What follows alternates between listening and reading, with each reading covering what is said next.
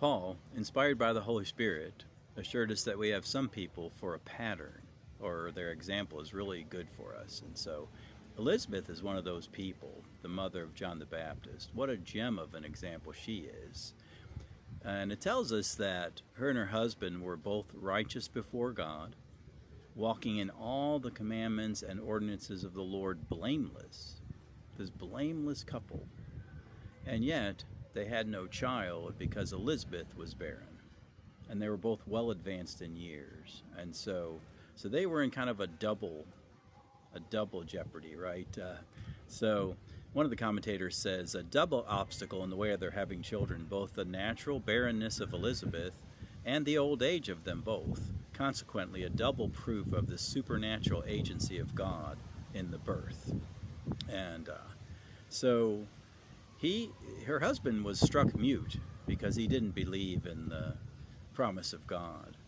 But it says that after his service was completed, they went home and she conceived, this miracle conception.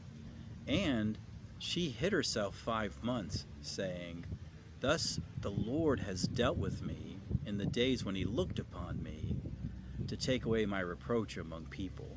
So she was under reproach, but she was faithful. Their culture, in John 9 it says that his disciples asked him, "Lord, who sinned that this man would be born blind, him or his parents?" And Jesus said, "None of the above." It wasn't from his sin, or it wasn't from the sin of his parents, but it was for the glory of God. And so look at her marked life. She had to go through reproach. She had to go through being looked at as not being a godly woman, even though she was.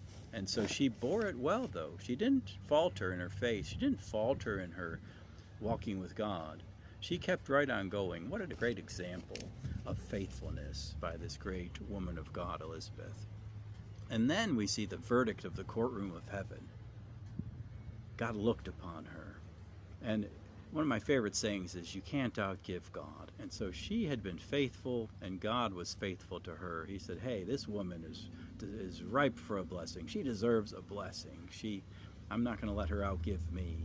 And then she didn't speak for 5 months. Her husband couldn't speak, but she didn't speak. And I believe she was having a special time of communion with her Lord and deep gratitude. And so I think we're meant to look at her as a great example of the faith to inspire and encourage us to follow suit.